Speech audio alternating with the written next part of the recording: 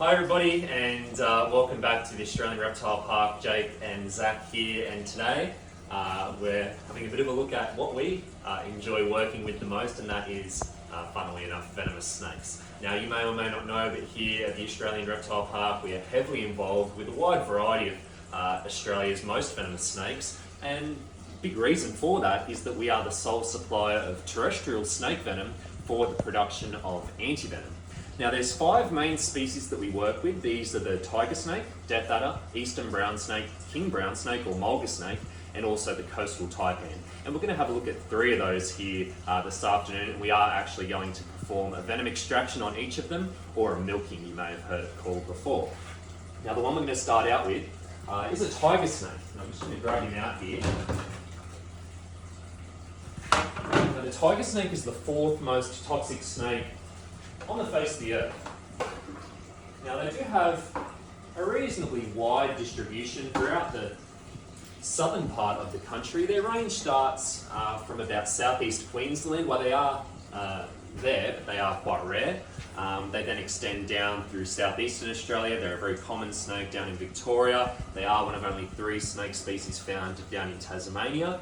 And then they also extend right over into WA. These are a very common snake in the swamps around Perth. So they do have quite a large distribution, and across that range or distribution they do vary tremendously in terms of their colour. The typical tiger snake is called a tiger snake because a lot of them do, like this one, have those faint bands that run across the length of the body. But they don't have to have those bands. A lot of them are only partially banded, and some individuals are jet black, no bands whatsoever. It really just depends on the individual snake. They are one of our most variable species.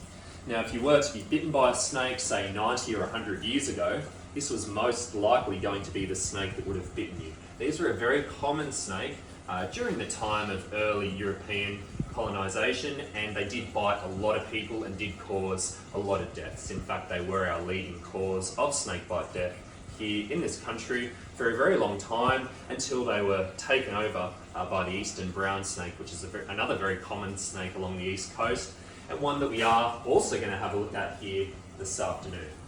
Now, what I'm going to do is milk this snake, and this snake here, the tiger snake, is actually the antivenom that was first produced. Out of all of the Australian snake antivenoms, this was the first one that became available way back in the early 1930s, so it's been around for quite a long time. Now, the way that we extract venom or we milk snakes is we actually have to physically restrain the snake just behind the head. We do this using this nice soft pad here and this thing which we call a jigger. Now, this enables me to get a nice, safe, firm grip on the back of that snake's head. Now, you can see at the moment, not too happy, he's got the mouth open, and you may be able to see the fangs if you get in reasonably close. Now, what we do, we take our little vial here, which has got a little piece of plastic film stretched across the opening, and what we do, we allow the snake to bite that, just like that. The fangs will pierce that plastic and venom should begin to collect at the bottom of the vial. Now, I'm going to take this off here. You might have heard those fangs pop out of that plastic, and there is a nice drop of venom running down the side of the glass. Doesn't look like much, but that is certainly enough to kill maybe 3 or 4 adult humans if it were evenly applied. An incredibly toxic snake. We've got a bit of venom from him, and typically if we were doing an entire milking session, we might milk 30 or 40 tiger snakes one after the other. It actually takes that many snakes to produce 1 vial of antivenom. You can see him flicking the tongue there as well. He's kind of working out what's going on, probably trying to work out how he can get to my fingers, but when you've got that correct finger positioning, they cannot actually swing around and bite, and that enables us to work with them as safely as we can and allow them to bite onto the vial. Now, I'm going to pop this one back into the tub here, and this is Zac standing over here, and Zac's going to milk 2 other species for you. What's the first one we're going to see, Zac? So this one is eastern brown, the 2nd most toxic snake on the planet. And as Jakey said, it's now the leading cause of snakebite fatality here in Australia. This particular one's a fairly large one, and we actually milk these guys a little bit differently. And I've opened the wrong one. Sorry. So you would have seen that technique I I just used with the tiger snake, we allow the snake to bite onto a vial which is covered in plastic. Now the eastern brown snake, which is this one here, they do actually have extremely small fangs, despite the size of the snake, and an extremely small venom yield, which means when we're milking them the traditional way, we actually waste a lot of that venom on the plastic that we get them to bite into. So what we've started doing is a method that's been around for a fairly long time. We will actually basically pin the snake the same way, but then we will place a small plastic pipette over the top of the fang, and that will enable us to get a far greater venom yield than using that traditional method. Now we're going to have to come over here, we'll rest on the table, and we'll grab a plastic pipette like I spoke about. Now So, I was going to say, do you want to go through the process of what Zac's doing right now? Absolutely. So what Zac's doing there, he's using that pipette and he's actually placed it over the entire fang. He's pushed the fang sheath back, and now you can see he's massaging the venom gland slightly with his finger, and now we've got some venom trickling down into that pipette. Now, in saying that, it's not a whole lot. The eastern brown snake would have one of the smallest venom yields of any venomous snake, really. Certainly any of our Australian venomous snakes, or the large, dangerously venomous ones at least, these certainly have the smallest venom yield of the lot. Now, a little bit more venom on this other fang. You can see we actually do one fang at a time, and that enables us to maximize the yield that we are getting from this very low yielding species. So I'm going to jump in with a quick question. I know it's a bit premature before we usually start asking questions, but in that little pipette there, how many humans could that kill? So, second most venomous snake in the world. So what's in there now could easily kill potentially 5, 6, 7 adult humans. So whilst it is a tiny, tiny yield, if it were to be evenly applied, it is incredibly toxic. Right, we're going to leave that just there. What we do now, particularly once we've got quite a number of them, is we flush that venom out using a special little puffer, and we'll put it into a normal vial, and then that gets put into the freezer, and then the process of being turned into the antivenom begins. But we might talk a bit about that after we've seen this last snake. This one here is probably our most dangerous snake we're going to look at here this afternoon. This is the coastal taipan. This species gets very, very large, and they are found in the northern parts of the country. The bulk of their range is in North Queensland, and then they do also occur over into the Northern Territory and down into WA. They are very much a northern tropical species, and a very, very dangerous one at that. Taipan antivenom came onto the scene in the 1950s. Prior to that, if you were bitten by this species, it was pretty well at 100% fatality rate. These snakes don't muck around.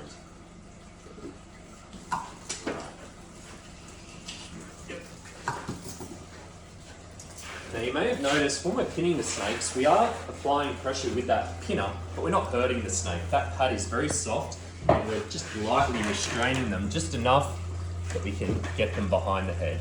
Now this snake's certainly ready to go, so we're going to allow the snake to bite on there, just like that. And as you can see, that venom is just running down.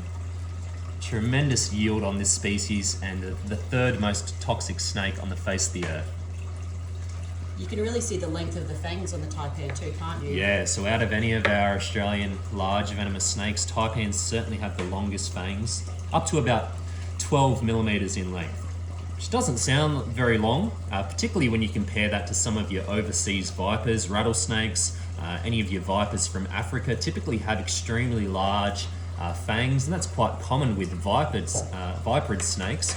But with your elapid or your front-fanged venomous snakes like we have here in this country, they typically have reasonably small fangs. Coastal taipan just is an exception to that rule. You can really see it from this angle.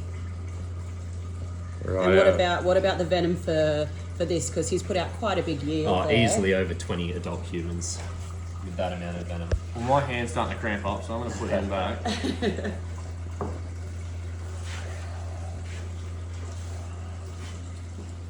There's the venom there. Extremely large amount. The only snake that really comes close to this kind of yield in this country is the king brown or mulga snake, but the venom is a very different colour. If we were to milk a very large mulga snake, we would get a similar amount, but the venom would be much darker yellow in colour. So the venom does vary in terms of its coloration.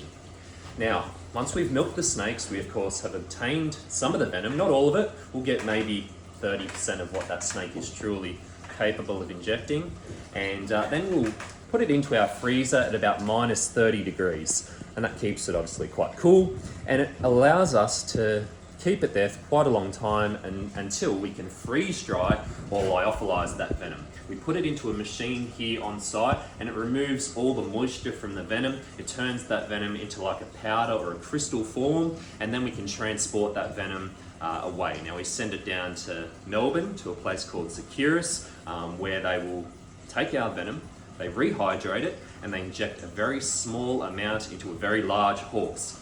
Now it doesn't kill the horse. What it does is stimulates an immune reaction within that horse's system. So slowly but surely, over a period of about 8 or 9 months, that dose is gradually increased until at the end of that injection period, that horse can withstand quite a large dose of whatever venom it's been injected with over the past 9 months. They'll then draw some blood from that horse. Like if we were to go to the Red Cross and have some blood taken, we donate some blood, the horse will do the same. They then remove the plasma from the blood, and that is what contains those venom-resistant antibodies. And that is what your antivenom is, essentially. So it's a very odd process. We're using the toxic venom itself to create the cure or the medicine, but it works very, very well. And these days we see very, very few deaths from snakebite in this country. So how many of those vials do you need to have before you can make antivenom? So it depends on the species. For a very low yielding snake like an eastern brown snake, we may need to milk 70 or 80 eastern browns to make 1 vial of antivenom.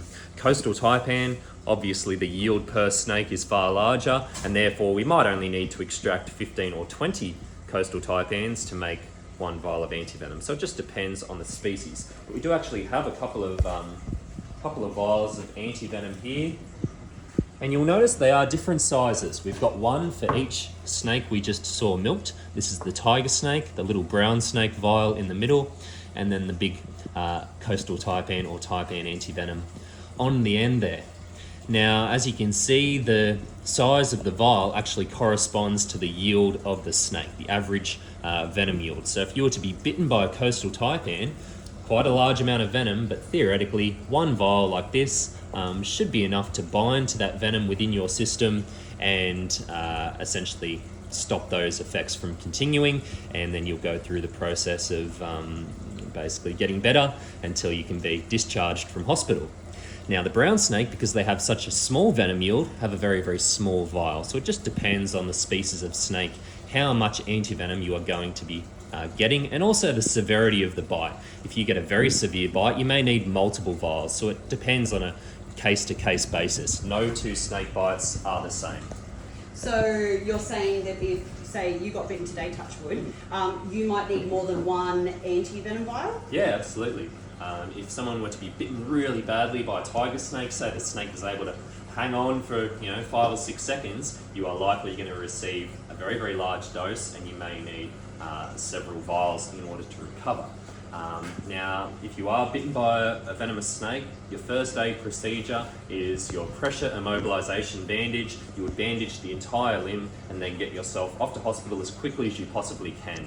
Antivenom can only be administered in a hospital, not a doctor's clinic or an ambulance. You have to be at the hospital in order to receive antivenom. So it's very important that you get there as quickly as you possibly can, but without rushing. You also want to stay as calm as you possibly can, which, as you can imagine, is quite a difficult thing to do when you've just been bitten by a snake.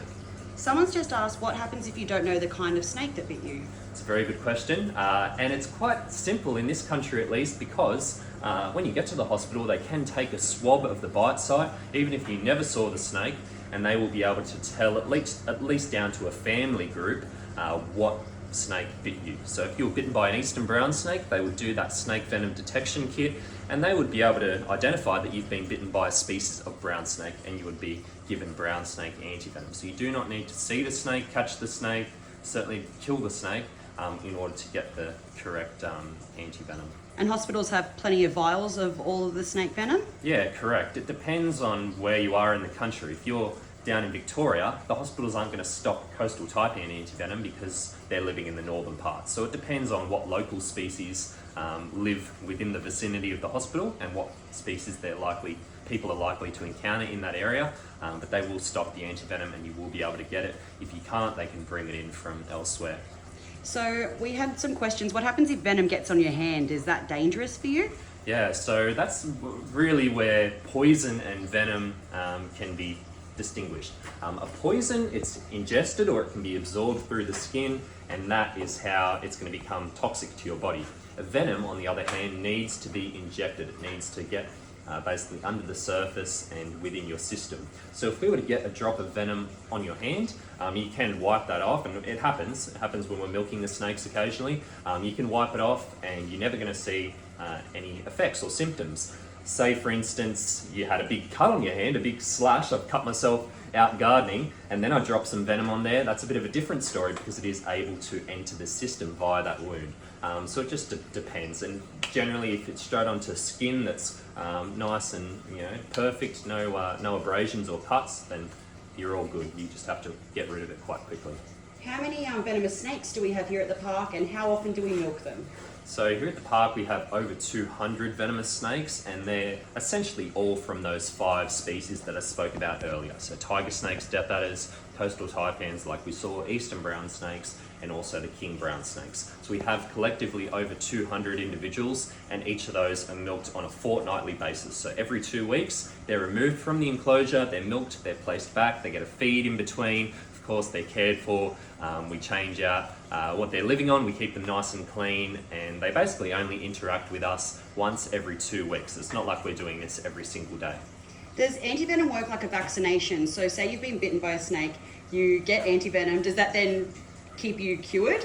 It doesn't, no. So if you were to be bitten by a snake and you were to receive, say, 1 vial of antivenom, if you were bitten by a snake 2 weeks later, you're going to need more antivenom. It's just not the way it works. It's not like a vaccine where you are preventing something before it happens. The antivenom comes after a snake bite. So do different snake venoms have different properties, and is that why they've got different colorations? Yeah, certainly. So the properties or components of a certain venom is very unique to a group or a species, and it can even vary between a young snake and an adult snake. For example, a hatchling brown snake that might be this long is going to have a different venom makeup to an adult snake, depending, of course, on what they're feeding on. So the juvenile snake might have venom that's very well adapted for feeding on lizards, and then as they grow, they change to primarily feeding on rodents, and their venom composition will change a bit. So it's very interesting, and there's a lot of research that goes into it. But for the most part, yeah, most snakes will have very different properties within the venom. Some will affect the blood, some will affect your heart, and some will cause tissue destruction as well. We more so see that with a lot of overseas species where you're seeing necrosis at the site of the bite. You do not tend to see that in most of our Australian snakes because they are neurotoxic. They're affecting your central nervous system and causing paralysis. What's the most venomous snake in the world, and how many venomous snakes live in Australia? So the most toxic or venomous snake on the face of the earth, going off tests that have been done on mice, is the inland taipan, which is an Australian species. They're found in southwest Queensland and also parts of South Australia.